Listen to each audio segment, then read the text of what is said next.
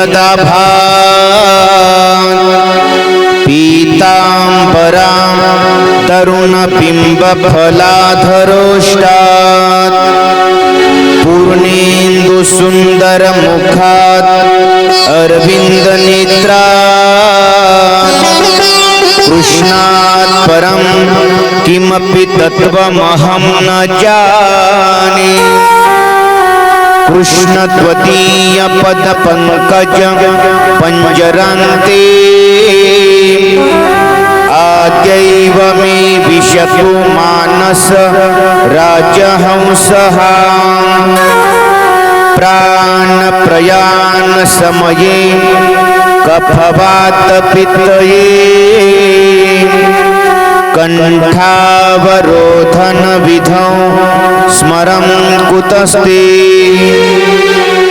निर्विघ्नं कुरु मे देवो सर्वकार्येषु सर्वदा।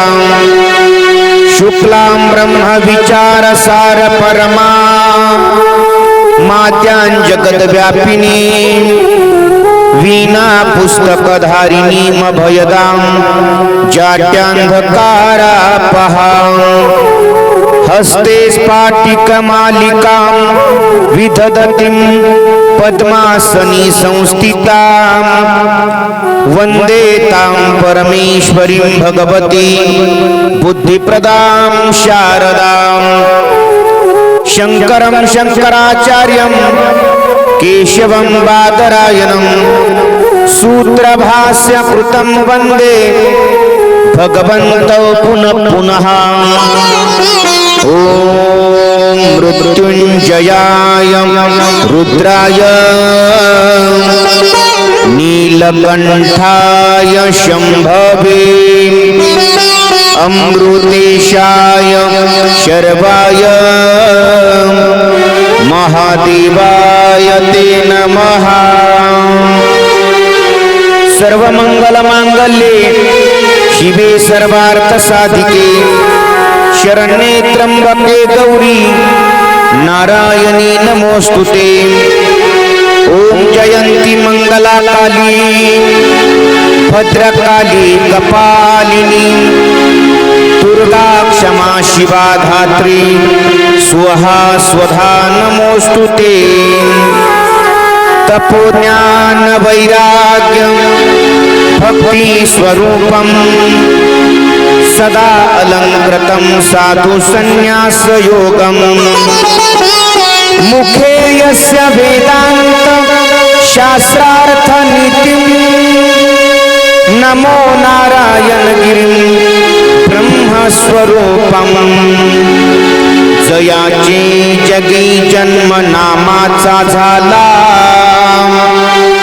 जयाने वास सदा नामात केला। जयाचे मुखी सदा नाम कीर्ती नमस्कार त्या श्री संत गोविंद बाबासी। श्री गणेशाय नमः। श्री सरस्वत्यै नमः। श्री गुरुभ्यो नमः। राधारमण हरि बोल जय जय राधारमण हरि बोल जय राधारमण हरि बोल जय जय राधारमण हरि बोल जय राधारमण हरि बोल जय जय राधारमण हरि बोल।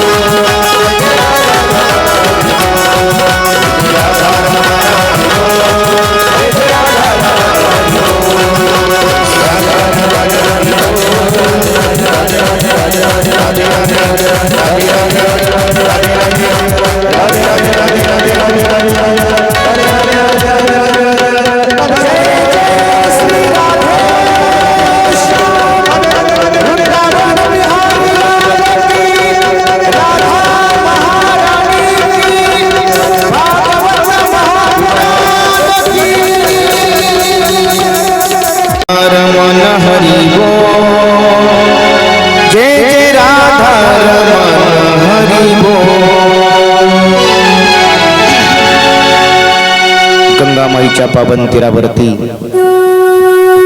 महात्मा शुकदेवजींनी राजा परीक्षितेला जी परम पावन मंगलमय कथा श्रवण करून सांगितली, तीच परम पावन मंगलमय कथा आज आपल्या या जाधव परिवारामध्ये उपस्थित आहे। कथेचं निमित्त सगळ्यांनाच माहिती आहे। कैलासवासी भगीरथ एकनाथ पाटील जाधव यांना जाऊन आज 1 वर्षाचा कालावधी उलटून गेलाय आणि त्यांच्या या शेवटच्या विधीच्या निमित्ताने आपण ही श्रीमद भागवत कथा सत्संग सोहळा या ठिकाणी आयोजित केलेला आहे। या कथेमध्ये अनेकांनी कुटुंबातील कष्ट घेतलेले आहे। त्यामध्ये कैलासवासी भगीरथ भाऊंच्या धर्मपत्नी गंगा भागीरथी राधाबाई भगीरथ जाधव आपल्या पतीचा कुठंतरी हा सोहळा शेवटचा सोहळा थाटामाटात साजरा व्हावा याकरता या मातेने आपल्या पतीकरता घेतलेले अनमोल कष्ट, त्याचबरोबर 1 मुलगा आणि 5 मुली असा हा परिवार श्री रवींद्र भगीरथ पाटील जाधव रवी भाऊंनी देखील या कार्यक्रमाकरता भरपूर कष्ट घेतले। सारखी धावपळ या कार्यक्रमाकरता चालू आहे। रवी भाऊंना सहकार्य करण्याकरता संपूर्ण त्यांच्या गावातील भावकी असेल, गावातील मित्रमंडळी असेल, आणखी काही स्नेही मंडळी असेल, सर्वांचं सहकार्य रवी भाऊला मिळतंय। 5 मुलींचा परिवार सौ बेबीताई मोतीलाल जगताप, रोहिणी बापूसाहेब वक्ती, सुदेशना अप्पासाहेब होन, शारदा रवींद्र पवार आणि पद्मा गणेश तुवर। भगीरथ भाऊंचे चुलते श्री नारायण नानासाहेब पाटील जाधव, बंधू भगवान गोकुळदास पाटील जाधव, तुषाराम दाजी पाटील जाधव, दिलीप सोमाजी पाटील जाधव, पांडुरंग साहेबराव पाटील जाधव, श्रीरंग साहेबराव पाटील जाधव आणि हा संपूर्ण जाधव परिवार। या परिवारातील सगळ्याच सदस्यांनी या कथेकरता भरपूर कष्ट घेतलेले आहे। त्यावे तेवढे या परिवाराला धन्यवाद आहे। आपणा करता ही सत्संग रूपी गंगा या परिवाराने शिरेगाव मध्ये आणली। आपण समस्त गावकरी मंडळींनी या कार्यक्रमाकरता उत्स्फूर्त असा प्रतिसादही दिला आहे। त्याबद्दल गावाचंही कौतुक करणं एक भागच आहे, कारण संपूर्ण गावाचाही सहभाग असल्याशिवाय कुठलं कार्य सिद्धीला जात नसतं। आपल्याकडे एक म्हण असते, गाव करीन ते। जरी कार्यक्रम रवी भाऊंचा असेल पण तरी सुद्धा गावाचं पूर्ण सहकार्य रवी भाऊंना मिळतंय, कारण आलेल्या समाजावरनं मी 2-3 दिवसापासून पाहतोय। सगळे गावातील भजनी मंडळी असतील, तरुण मित्र मंडळी असतील, ज्येष्ठ काही वयोवृद्ध असतील, सगळ्यांचं सहकार्य या कुटुंबाच्या या कार्यक्रमाला मिळतंय, म्हणून सर्वांना द्यावे तेवढे धन्यवाद आहे। कालपर्यंतच्या कथेमध्ये आपण पाहत आलोय की भगवान कृष्ण परमात्मा हस्तिनापूर सोडून द्वारकेला आले, पण जात असताना प्रत्येकाला काहीतरी मागा अशी विनंती करतायत। धर्मराजाला मागणी मागितली देवाकडे, देवा सत्य धर्माचं व्रत अखंड कडेला जाऊ दे, त्याला ते देऊन टाकलं। अर्जुनाने सांगितलं, देवा तू माझा गुरु आणि मी तुझा शिष्य, हे नातं कडेला जाऊ दे। भीमाने खाता पिता स्मरण मागितलं देवाचं। नकुल सहदेवाने आपल्या थोरल्या भावांची सेवा करता करता देवा तुझं स्मरण होऊ दे। द्रौपदीनं मागणी मागितली, देवा माझा सख्यत्व भाव कडाला जाऊ दे। सुभद्रेची मागणी होती, प्राण प्रयाण समयाला फार प्रचंड वेदना होतील देवा, पण त्या वेदना होत असताना सुद्धा माझ्या चित्तातून तुझं स्मरण जाऊ देऊ नकोस। कुंतीला विचारलं तर कुंतीनं मागणी मागितली, देवा माझ्या जीवनामध्ये मला संकट दे, दुःख दे. का? संकट होते म्हणून तू इथं येऊन राहिला. ज्ञानदेव म्हणे व्यासाची या खुनी, द्वारकेचा राणा पांडवा घरी. द्वारकेवरून हस्तिनापूरला का आला? यांच्यावर संकट होती म्हणून आला. म्हणून संकट. मग भगवान परमात्म्यानं प्रत्येकाची मागणी पूर्ण केली आणि भगवान परमात्म्याने एका भक्ताला भेटण्याचा निश्चय केलेला होता. तो भक्त म्हणजे 52 दिवस झाले शरपंजरी पडलेला पितामह भीष्माचार्यांना भेटायचं होतं. कालच्या सत्रामध्ये पितामहाचं सगळं संभाषण, ज्याला भीष्मगीता असं म्हटलं जातं, ती भीष्मगीता महाभारतामध्ये संक्षिप्त रूपाने आलेली आहे. आपल्याकडे वेळ कमी असल्यामुळे आपल्याला थोडा भाग सांगावा लागला. भीष्माचार्यांचं संपूर्ण चरित्र पाहिलं आणि आता मात्र अर्जुन भगवंताबरोबर द्वारकेला गेलेला होता आणि ज्या वेळेला अर्जुन बऱ्याच दिवस राहून हस्तिनापूरला परत आला तर आनंदाची एक घटना घडली. ज्या उत्तरेचं भगवान कृष्ण परमात्म्यानं गर्भात जाऊन संरक्षण केलं होतं, अश्वत्थाम्यानं ब्रह्मास्त्र सोडलं होतं, ते ब्रह्मास्त्र परत फिरवण्याचं काम देवानं केलं होतं. ती उत्तरा प्रसूत झाली. त्या उत्तरेला एक मुलगा झाला. तो सगळ्यांकडे मोठमोठे डोळे करून पाहतोय, जणू सर्वांची तो परीक्षा घेतोय की काय. म्हणून त्याचं ब्राह्मणांनी नाव ठेवलं परीक्षिती. त्याचं खरं नाव आहे विष्णुराथ. त्या परीक्षितीचा जन्म झालाय. आता भगवान परमात्मा द्वारकेला आहे. परीक्षितीचा इकडे जन्म झालाय. सगळ्या हस्तिनापूर वासियांना आनंद झाला, कारण त्यावेळेला कौरव मारल्या गेलेले होते, पांडवांचा विजय झालेला होता. विदुर काका हस्तिनापूरला आले आणि हस्तिनापूरला आल्याच्या नंतर आपल्या भावाला भेटायला गेले, धृतराष्ट्राला. कारण धृतराष्ट्र आणि गांधारी त्यांची 100 मुलं मारल्या गेली होती. तेव्हापासून धर्मराजाच त्यांचा सांभाळ करत होता. विदुर काका आले आणि रात्रीच्या वेळेला त्यांच्या कक्षामध्ये गेले. धृतराष्ट्राला म्हणू लागले, दादा कसा बरा असणार आहे तू? धृतराष्ट्र रडायला लागला आणि रडता रडता दादाला सांगू लागला, विदुर काकाला, काका काय सांगू तुम्हाला, आम्ही कसं जगतोय ना हे आमचं आम्हाला माहिती आहे. छातीवर दगड ठेवून जगतोय वो आम्ही. म्हटले काय झालंय? विदुर काका, अहो आम्हाला भोजन द्यायचं काम असतं त्या भीमाकडं, पाणी द्यायचं काम असतं भीमाकडं. तो भीम काय करतो, जेवणाचं ताट आमच्या समोर आणून ठेवतो आणि आम्हाला म्हणतो खा, दुर्योधनाचं मांस आहे खा. पाणी देतो आणि आम्हाला म्हणतो प्या, दुःशासनाचं रक्त आहे प्या. मुलाचं मांस खावं, मुलाचं रक्त कसं खावं आम्ही हे जेवण आणि कसं प्यावं पाणी? का म्हणत होता माहिती आहे भीम? कारण भीमाला माहिती होतं आमचा बाप मरण पावल्यानंतर त्या धृतराष्ट्राचं काम होतं आम्हाला सांभाळणं, पण हा पुत्र मोहानं अंध झाला होता आणि यानं आमच्यावर असंख्य प्रकारचे अत्याचार केले. म्हणून त्या भीमाला तो राग होता. महाराज ताट द्यायचा जेवणाचं, हा हे तुझ्या मुलाचं दुर्योधनाचं मांस आहे. अन्न जात नव्हतं, व असा क्रुश झाला होता. विदुर काका त्याला सांगतात, अरे दादा मी तुला त्याच वेळेला सांगितलं होतंस दुर्योधनाचं ऐकू नकोस, पण तू त्याचंच ऐकलं आणि म्हणून तुला हे भोग भोगायला मिळतायत. पण आता एक वाक्य ध्यानात ठेव, जिस घर में आदर भाव नहीं उस घर में जाना नहीं चाहिए. ज्या घरात आदर भाव नसेल ना त्या घरात माणसानं कधीच जाऊ नये दादा. आता इथं तुला जर आदर भाव नसेल तर कशाला राहतोस इथं?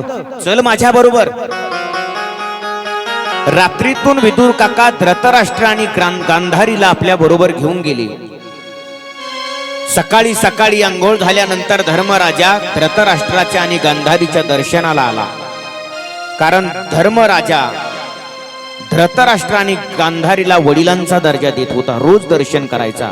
कारण त्याला माहिती होतं आपले वडील मरण पावल्यानंतर हेच आपल्या वडिलांच्या जागेवर आहेत. दर्शनाला गेला तर त्या राहुटीमध्ये धृतराष्ट्र आणि गांधारी नव्हते. धर्मराजा रडायला लागले. कदाचित माझ्याकडनं काहीतरी अपशब्द गेला म्हणून तर माझे चुलते निघून गेले नसतील. संजयाला विचारलं, संजया कुठं गेले धृतराष्ट्र आणि गांधारी? संजयानं सांगितलं, मला माहिती नाही. चिंतातूर बसले. धर्मराजाची ती चिंता देवाला पाहावली नाही. नारद महाराजांना पाठवलं. नारद महाराज भगवंताचं भजन करत करत तिथं आले. महाराज नारायण नारायण नारायण. नारद महाराजांचं आगमन झालं आणि नारद महाराजांना धर्मराजानं पाहिलं, हात जोडले आणि सांगितलं, हे नारदजी कुठं गेली असतील व चुलता चुलती माझे? माझ्याकडून काहीतरी चुकलं असेल नक्की कदाचित, म्हणूनच ते निघून गेले. नारद महाराज सांगू लागले धर्मराजाला, राजा चिंता करू नकोस, मला दिसतंय विदुर काका आले होते आणि ते धृतराष्ट्र आणि गांधारीला आपल्या बरोबर घेऊन गेले. कुठं गेले? जिथं सप्तश्रोत गंगा प्रवाहित होते तिथं ते पोहोचलेले आहेत. गंगेच्या काठावर त्यांनी एक पर्णकुटी बांधलेली आहे. त्या पर्णकुटीमध्ये ते भगवंताचं नामचिंतन करतायत. आणि मला असा भास होतोय आजपासून 5व्या दिवशी ते ज्या पर्णकुटीमध्ये राहत आहेत तिथं असणाऱ्या त्या वनाला वनवा लागणार आहे आणि त्या वनव्यामध्ये धृतराष्ट्र आणि गांधारी यांना जळून सद्गती मिळणार आहे. या कथेतून बोध घ्यायचा दादा. धृतराष्ट्र सामान्य नव्हता, हस्तिनापूरचा राजा होता. हो, हस्तिनापूर म्हणजे तुम्हाला सामान्य वाटलं? हस्तिनापूर म्हणजे दिल्ली, दिल्लीचा राजा होता तो. पण दिल्लीचा राजा असताना सुद्धा विचार करा, अरे त्याला वनामध्ये कुत्र्यासारखं जळून मारावं लागलं. का माहितीये? नीतिमत्ता सोडली होती. म्हणून नीतीनं जीवन जगा दादा.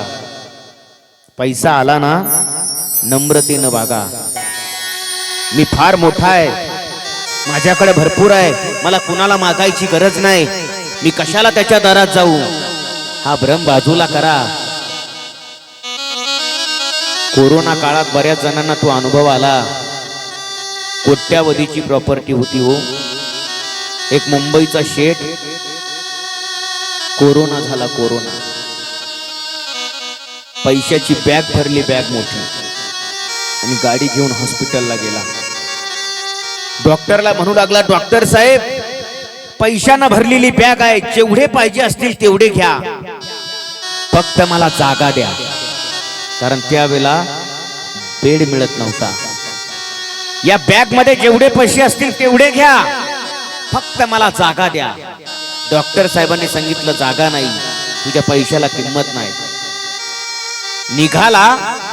अहो तेवढ्यात त्या हॉस्पिटलच्या एका कोपऱ्यात एका भिकाऱ्याला जागा मिळालेली दिसली, भिकाऱ्याला. आणि हा श्रीमंत त्या भिकाऱ्याला ऑफिसला जाताना रोज बघायचा, मंदिराच्या बाहेर तो भिकारी बसलेला असायचा आणि त्या भिकाऱ्याला तिथं बेड मिळालेला होता. या कोट्याधीश असणाऱ्या श्रीमंताने, गर्विष्ठ श्रीमंताने पैशाची बॅग त्या भिकाऱ्याच्या समोर ठेवली आणि त्या भिकाऱ्याला म्हणू लागला, हे भिकाऱ्या, या बॅग मध्ये जेवढे पैसे असतील ना तेवढे घे, फक्त मला तुझी जागा दे, जेवढे पाहिजे. अरे ही माझी 25 लाखाची गाडी बाहेर उभी आहे, ही चाबी घे त्या गाडीची, पण फक्त मला जागा दे. त्या भिकाऱ्यानं काय उत्तर दिलं त्याला? त्या भिकारी त्याला म्हणतो, हे श्रीमंता, जागा मागतोय ना मला? अरे मी 4 दिवसापासून हॉस्पिटल मध्ये आहे, मंदिराच्या बाहेर माझी जी जागा आहे ना ती मोकळीच आहे, फुकट घे तुला. नाही महाराज, काम आलं कोणी. म्हणून गर्वामध्ये वागू नका, त्याच्या हातात आहे महाराज. तुका म्हणे आले समर्थाचे मना, तरी भोय राणा रंक त्याचा, अरे राजाचा भिकारी करायचं ना हे त्याला माहिती आहे, आणि भिकाऱ्याचा राजा बनवायचं ना हे सुद्धा त्याला माहिती आहे दादा. म्हणून पैसा आलाय ना, पैसा मी म्हणत नाही कामाचा नाही, नक्की कामाचा आहे, पण आलाय ना थोडा आनंदी राहा, जास्त त्याच्यासाठी झटत बसू नका. एका कवीनं म्हटलंय बघा, तो कवी सांगतोय, है वो भी जरूरी पर सब कुछ नहीं है पैसा, है वो भी जरूरी पर सब कुछ नहीं है पैसा.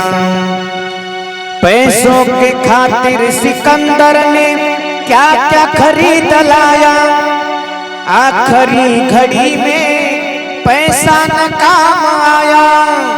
है वो भी जरूरी पर सब कुछ नहीं है पैसा. जरुरीच आहे म्हणून जास्त गर्वानं वागू नका. या धृतराष्ट्राला महाराज एवढं हस्तिनापूर नगरी होती, साम्राज्य होतं, पण कुत्र्यासारखं मरावं लागलं, कुत्र्यासारखं.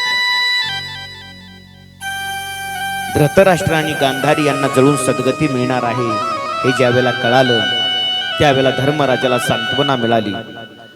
आता इकडे पांडवांचं राज्य अशी जे अतिशय धर्मनीतीनं सुरू आहे,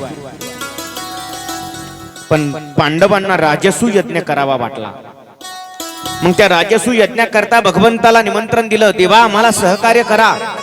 भगवान परत द्वारका सोडून हस्तिनापूरला आले आणि त्या राजसू यज्ञाचं निमंत्रण द्यायला अर्जुन आणि भगवान गेले. तर जात असताना एका बेटावर एक कुमारिका दिसली अर्जुनाला. अर्जुनाने तिला जाऊन निमंत्रण दिलं आणि विचारलं, का तपश्चर्या करतेस? तिने सांगितलं, मी कृष्ण परमात्म्याला पती रूपानं प्राप्त करण्यासाठी तपश्चर्या करते. नाव काय तुझं? तिने सांगितलं, मी सूर्यकन्या आहे, माझं नाव कालिंदी आहे. आणि मग अर्जुनाने देवाकडे पाहिलं, देवा घ्या पदरातीला, ही आपलं शरीर संपवून टाकीन तपश्चर्या करून. भगवंताने त्या कालिंदी बरोबर विवाह केला. पुढे चालून भगवंताला कळालं की अर्जुनाला थोडा अभिमान झालाय, कारण अर्जुन हा भगवंताचा मेहुणा आहे, म्हणून तो रुबाब करत होता देवावर. देवाला वाटलं याचा अभिमान घातला पाहिजे. एका आश्रमामध्ये अर्जुनाला पत्रिका द्यायला पाठवलं, निमंत्रण. अर्जुन गेला आणि त्या ठिकाणी त्या साध्वीला निमंत्रण दिलं. आता नीट ऐका बरं, आमंत्रण वेगळं आणि निमंत्रण वेगळं असतं. आमंत्रणामध्ये आणि निमंत्रणामध्ये प्रचंड मोठा फरक आहे. म्हणून एखाद्या माणसाला सांगत असताना शब्द जपून वापरत जा. आमंत्रण या शब्दाचा अर्थ असा होतो, हे तुम्हाला आमंत्रण आहे, येता आला तर या, नाही येता आलं तर येऊ नका, याला म्हणायचं आमंत्रण. आणि निमंत्रण म्हणजे काय? तुमच्याशिवाय आमचं कार्य होणारच नाही, त्याला म्हणायचं निमंत्रण. मग अर्जुन हा निमंत्रण द्यायला गेला आणि निमंत्रण दिलं आणि निघाला. तर त्या आश्रमाची ती साध्वी होती, तरुणी. अर्जुनाने त्या आश्रमामध्ये समोरच्या भिंतीवर 3 तलवारी टांगलेल्या पाहिल्या. अर्जुनाने विचार केला, अरे आश्रमात साधूकडे कशाला तलवारी पाहिजे? म्हणून अर्जुनाने विचारलं त्या साध्वीला, या तलवारी कशा करता टांगल्यात? ती साध्वी म्हणते, या 3 तलवारी तिघांना मारण्याकरता टांगल्या. म्हणे तिघांना कुणाला? म्हणे ती एक यशोदा आहे ना, तिला मारण्याकरता एक ठेवलेली आहे. दुसरी यशोदेला एक मारण्याकरता ठेवली, एक त्या द्रौपदीला मारण्याकरता ठेवली, आणि तिसरी म्हणे तिसरी त्या अर्जुनाला मारण्याकरता ठेवली. आता हे तर अर्जुनच ऐकतोय ना.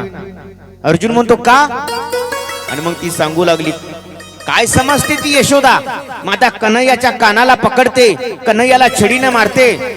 कळतं की नाही तिला तो ब्रह्मांडाचा मालक आहे? तिच्या घरी पुत्र रूपानं आला म्हणून काय मारायचं का? येऊ दे म्हणे, तिला मारतेच तलवारीने. म्हणे दुसरी तलवार त्या द्रौपदी करता ठेवली. म्हणे का? म्हणे काय समजतं का द्रौपदीला? अरे देव माझा वैकुंठात जेवायला बसला होता, तर लागली खाली हाका मारायला देवाला. जेवतं ताट ढकलून द्यावं लागलं आणि त्या द्रौपदी करता पळत जावं लागलं. तिला काय कळतं की नाही? म्हणे येऊ दे म्हणे तिला, तलवारीनच मारते. आणि म्हणे ही तिसरी कशा करता ठेवली अर्जुनाला मग. आणि मग ती म्हणू लागली, त्या अर्जुनाला काही कळतंय का? भगवंताने ज्या वेळेला रथ तयार केलेला असतो, भगवान सकाळी जायचा, घोड्याचा खरारा करायचा, अर्जुनाचा रथ झुंपायचा, अर्जुनाच्या शिबिकेमध्ये जायचा, गुडघे टेकवायचा हो जगाचा मालक, आणि नोकरासारखा हात जोडून अर्जुनाला म्हणायचा, स्वामी रथ तयार आहे. आणि मग अर्जुनरावानं उठायचं. आता देव नमस्कार करतायत म्हटलं मला बी अर्जुनरावच म्हणावं लागल ना. आणि मग अर्जुनरावाने उठायचं, एक पाय जोड्यासहित देवाच्या मांडीवर ठेवायचा आणि मग दुसरा पाय रथात टाकायचा. ती साध्वी म्हणे कळतं की नाही त्या अर्जुनाला, देवाच्या मांडीवर जोड्यासहित पाय ठेवतो, येऊ दे म्हणे त्याला, मारतेच तलवारीनं. वर्ण आणखीन ती साध्वी म्हटली अर्जुनाला, ऐका ऐका म्हणे, एक वेळेला मी त्या दोघींना सोडेल, पण त्या अर्जुनाला तर सोडणारच नाही. म्हटले दिसला का मारणार. अर्जुन शिंगाट सुटला तिथून, परत माघारीच पाहिलं नाही अर्जुन. म्हणजे आपला नंबर लागू शकतो. चला, मी का बोलतो हे सगळं, हे राजसू यज्ञाच्या अगोदर निमंत्रणाचा भाग आहे तो. आणि याच्यानंतर आता सगळा राजसू यज्ञ झाला. भगवान आता परत आपल्या द्वारकेला निघून गेले. बराच काळ लोटला. पांडवांचं राज्य आता सुखानं चालू आहे. 5-6 महिन्यानंतर धर्मराजाला थोडा असा भास झाला की आपण देवाची खुशाली विचारायला कुणाला तरी पाठवावं. भगवान कुशल मंगल तर आहे ना, देवाचे आईवडील कुशल आहेत ना, सुखात आहेत ना, विचारायला पाठवावं. म्हणून धर्मराजा अर्जुनाला म्हणतो, अर्जुना जातो का रे तू, भगवंताची खुशाली विचारून ये ना. अर्जुन भगवंताची खुशाली विचारायला द्वारकेला गेला. आणि खुशाली विचारायला गेलेला अर्जुन 6 महिने द्वारकेतच राहिला. इतका रमला त्या द्वारकेत, इकडं हस्तिनापूरला यायचं नावच घेतलं नाही त्याने. आणि मग मात्र आता भगवान परमात्मा अर्जुनाला सांगू लागले, अर्जुना माझा अवतार कार्य आता पूर्ण झालंय बाबा. भगवान परमात्मा 5 वर्ष गोकुळामध्ये राहिली, 6 वर्ष वृंदावनामध्ये राहिली, 14 वर्ष मथुरेमध्ये राहिली आणि 100 वर्ष द्वारकेमध्ये राहिली. असं 125 वर्षाचं भगवंताचं आयुष्य आहे, ते पूर्ण झालं. भगवान अर्जुनाला सांगतात, अर्जुना आता मला जायचंय, तू एक काम कर, माझ्या या सगळ्या पत्न्या आहेत ना 16,108, या पत्न्यांना घेऊन हस्तिनापूरला जा आणि यांना सांभाळायचं काम कर. अर्जुन म्हणतो, देवा मला पण तुमच्या बरोबर यायचंय. जमणार नाही ते. याच्यानंतर प्रचंड मोठी यादवी होणार आहे आणि त्या यादवीमध्ये प्रचंड मोठा संहार होणार आहे. तू माझ्या पत्न्यांना घेऊन जा. भगवान परमात्मा निजधामाला निघून गेले. अर्जुन भगवंताच्या पत्न्यांना घेऊन निघाला. जात असताना वाटेत अर्जुनाला चोरांनी अडवलं. जंगलातून जात असताना अर्जुनाचं आणि त्या चोरांचं युद्ध झालं. आणि नवलाची गोष्ट घडली. अरे ज्या अर्जुनाने त्या कुरुक्षेत्राच्या रणमैदानावरती आपल्या गांडीव नावाच्या धनुष्याने लाखो वीरांना धारातीर्थी पाडलं होतं, त्या शूरवीर धनुर्धारी अर्जुनाला सामान्य चोरांनी हरवलं. अर्जुन रडायला लागला. हो, चोरांनी हरवलं आणि त्या सगळ्या पत्न्यांना ते चोर घेऊन गेले. अरे ज्या अर्जुनाने, ज्ञानोबाराय वर्णन करताना बोलतात, जेने संग्रामू हरू जिंतीला, निवांत कवचाचा ठाव फेडीला, पोवाडा तुवा केला गंधर्वासी. अरे ज्या अर्जुनाने युद्धामध्ये भगवान शंकराला हरवलं होतं, निवांत कवच नावाच्या राक्षसाला मारलं, ज्या अर्जुनाचा गंधर्व पोवाडा गातात, त्या अर्जुनाला सामान्य चोरांनी हरवलं. म्हणून एक गोष्ट ध्यानात ठेवत जा, वेळ फार बलवान असते, माणूस बलवान कधीच नसतो. फक्त वेळ येऊ द्यावी लागते, वेळ यावी लागते. एक तुम्हाला कथा भाग म्हणून सांगत नाही, पण एक मुद्दा सांगून जातो. एक असा महात्मा होता, कळाला तर बघा. एक असा महात्मा होता, त्याची जर कुठे काही कथा वगैरे झाली तर त्याच्या कथेला 50 लोक असायची, 50 लोक. आणि आज त्या महात्म्याची तारीख घ्यायला 100 लोक जातात. कळतंय नाही तुम्हाला? आधी त्याच्या कथेला 50 लोक असायची आणि आज त्या महात्म्याची तारीख घ्यायची म्हटली ना सप्त्यात तर गावातून 100 मोटरसायकली जातात. वेळ बलवान आहे, ध्यानात ठेवा. माणूस बलवान नाही. कुणाची वेळ कधी बदलेल ना सांगता येत नाही. म्हणून एका ठिकाणी एका जणानं म्हटलंय बघा, समय समय बलवान है नहीं पुरुष बलवान, कापे अर्जुन लुटिवो वही धनुष्य वही बाण. वेळ बलवान आहे.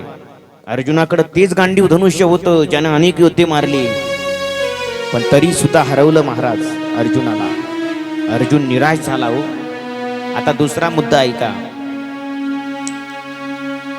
अर्जुनाला भगवंताशिवाय युद्धात कुणीच हरवू शकत नव्हतं महाराज.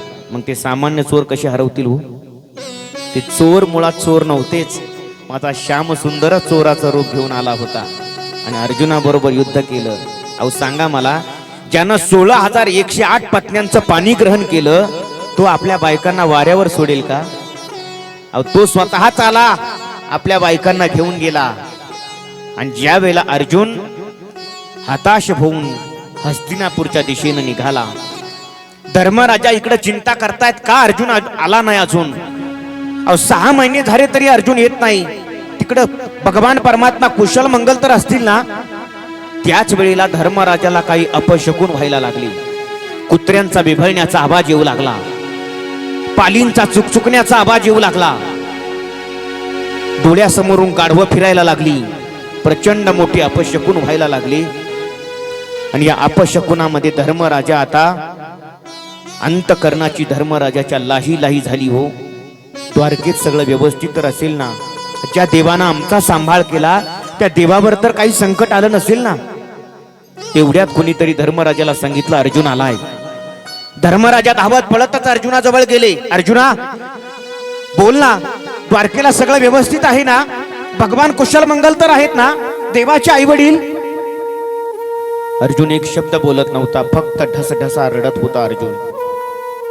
धर्मराजानं शेवटी अर्जुनाच्या हाताला पकडलं, गदगद हलवू लागली आणि सांगितलं बोल ना अर्जुना, तू बोलत का नाहीस? त्यावेळेला अर्जुन म्हणतो दादा, अहो मला काय झालं काय विचारता दादा? काय झालं नाही ते विचारा दादा. अहो दादा, अनंत कोटी ब्रह्मांडाचा नायक द्वारकाधीश भगवान परमात्मा आपल्याला सगळ्यांना सोडून कायमचा निजधामाला निघून गेला. भगवान निजधामाला गेले हे शब्द धर्मराजानं अर्जुनाच्या मुखातून ऐकले. हृदयामध्ये धस्स झालं. काय, देव आपल्याला सगळ्यांना सोडून कायमचा निघून गेला? धर्मराजाचा तो आटापिटा, तो आरडावरडा सगळ्या हस्तिनापुरातील लोकांनी ऐकला. आणि अचानक दरवाजाच्या पाठीमागं काहीतरी धपकन पडल्यासारखा आवाज आला. सर्वांच्या नजरा तिकडे गेल्या. दरवाजाच्या पाठीमागं जाऊन पाहिलं तर दरवाजाच्या पाठीमागं कुंती उभी होती हो. भगवान निजधामाला गेला हे शब्द अर्जुनाच्या मुखातून त्या कुंतीनं ऐकले. बस त्या कुंतीनं आपलं स्वतःचं शरीरच सोडून दिलं महाराज. अरे देवाच्या वियोगात तिनं सुद्धा प्राण सोडला हो. असंच पात्र घडलंय बरं कलियुगामध्ये. पंढरपूरला घडलं. पंढरपूरला वैकुंठवासी धुंडा महाराज देगलूरकर विद्वान महात्मा होऊन गेले महाराज. धुंडा महाराज ज्या वेळेला महाराजांचं देह अवसान झालं, महाराज वैकुंठवासी झाले. ही गोष्ट जेव्हा त्यांच्या पत्नीला कळाली ना, कळाल्याबरोबर त्या पत्नीनं सुद्धा आपला प्राण जाग्यावर सोडून दिला महाराज. याला पतिव्रतेचं लक्षण म्हणतात, ध्यानात ठेवा. आणखी प्रसंग सांगू? आणखी प्रसंग घडलाय महाराज. असंच रामायणामध्ये सुद्धा पात्र घडलेलं आहे. रामाच्या वियोगामध्ये दशरथाने आपला प्राण सोडून दिला महाराज. बस आता भगवान परमात्मा निजधामाला गेले. आता आपण सुद्धा इथं थांबायचं नाही. धर्मराजाने विचार केला आणि सर्व पांडवांनी जो परीक्षिती उत्तरेच्या गर्भातून जन्माला आलेला होता, तो परीक्षिती आता मोठा झालाय.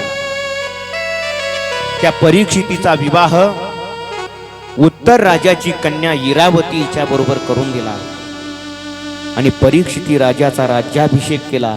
हस्तिनापूरच्या गादीवर परीक्षितीला बसवलं आणि सर्व पांडव आणि द्रौपदी आता आपण सुद्धा इथं थांबायचं नाही असं ठरवून स्वर्गाच्या दिशेने निघाले.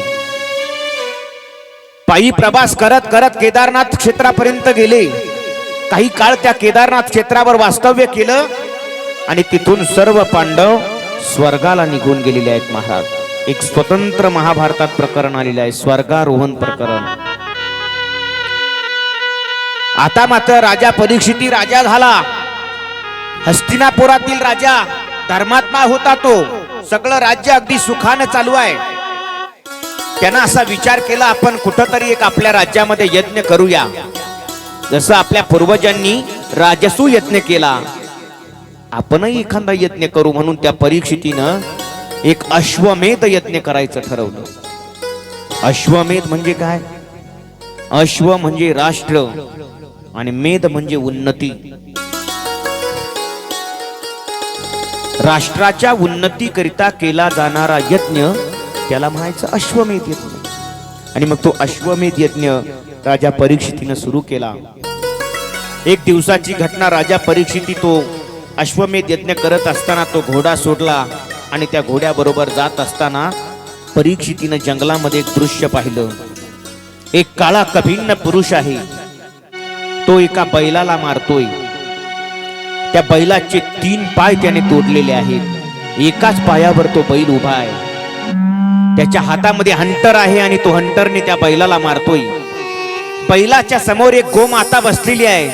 मोठमोठ्यानं हंबरडा फोडून ती रडते. हो, हे परीक्षिती राजानं दृश्य पाहिलं. अरे, मी धर्मात्मा राजा आहे आणि माझ्या राजवाड्यामध्ये गोमातेला मान आहे. आणि हा कोण? गोमातेला त्रास देणारा काळा कभिन्न पुरुष. परीक्षिती राजा समोर गेला आणि त्याला युद्धाचं निमंत्रण दिलं. त्याच्या बरोबर युद्ध केलं आणि युद्ध करून त्याला हरवलं. महाराज, तो काळा कभिन्न पुरुष दुसरा तिसरा कोणी नव्हता, तर तो पुरुष म्हणजे तो कली होता. कली. ज्या दिवशी भगवान निजधामाला गेली ना, त्याच दिवशी कली आला. महाराज, यदा मुकुंदो भगवान श्याम त्यक्त्वा कलीर आयात. भगवान गेले आणि कली आला. तो कली भगवंताच्या आज्ञेने आलाय. तो परीक्षिती राजाला म्हणू लागला, महाराज, अहो मी वैष्णव आहे, मी भगवंताच्या आज्ञेने इथं आलोय. मग तू या बैलाचे 3 पाय तोडले. बैलाला 4 पाय असतात ना, त्या 4 पायांची नावं भागवतकार सांगतात. तप, शौच, दया आणि सत्य, हे 4 पाय आहेत. त्याच्यातले 3 पाय यानं तोडलेले होते आणि एका सत्य नावाच्या पायावर फक्त बैल उभा आहे. आणि सत्य कधी नष्ट होत नसतं दादा. का माहितीये? कारण सत्य माझा परमात्मा आहे. सत्य तू, सत्य तू, सत्य तू विठ्ठला, का गाहा दाविला जगदा करून. तो कालही सत्य होता, तो आजही सत्य आहे आणि तो उद्याही सत्य राहणार.